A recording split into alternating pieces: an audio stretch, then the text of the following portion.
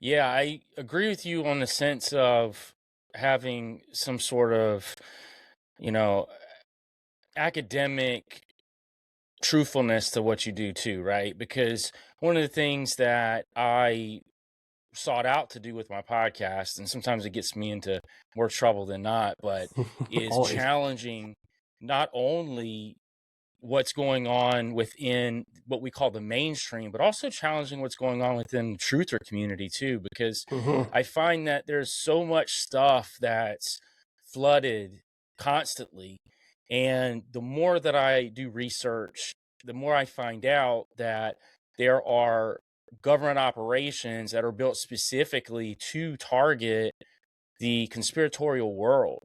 And the Hmm. very first episode I did on my podcast was called The Cass Sunstein Effect, where I broke down Cass Sunstein and Adrian Vermeule's paper that they wrote in '08, and it was presented in '09 as a way to infiltrate the conspiratorial world Oh, wow. by tearing it up from within.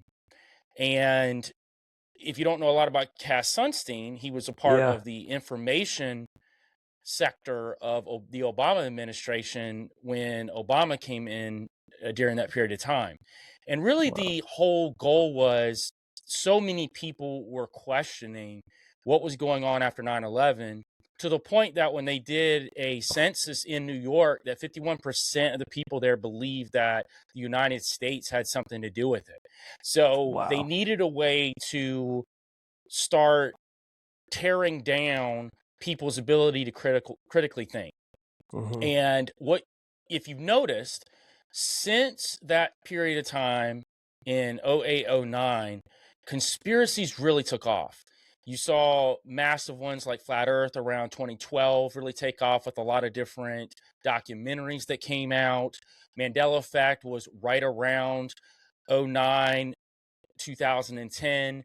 That really took off. Tartaria wasn't far behind that. There are many, and even more so now, you've got some that are a conglomeration of all those all together. Now, I'm not Hmm. here to tell you that there can't be truths in all of these different conspiracy theories, right?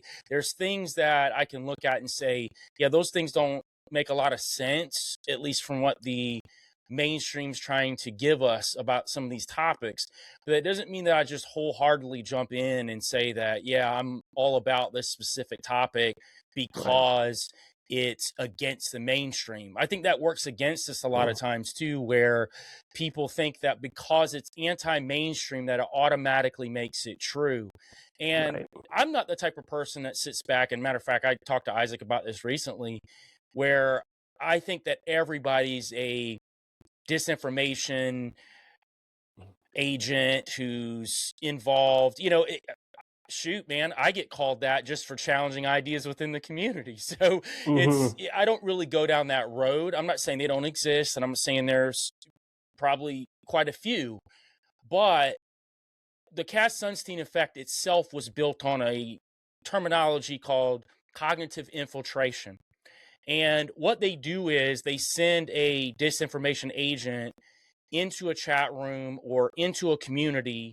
And I know initially in the '08, '09, they were talking about physically going to some of these meetings and actually sending agents in there.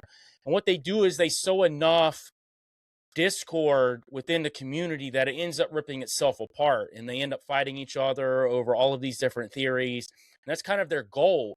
And it's really the long game. Hmm. The long game is planting a seed now that you know is going to come to fruition 50 years from now.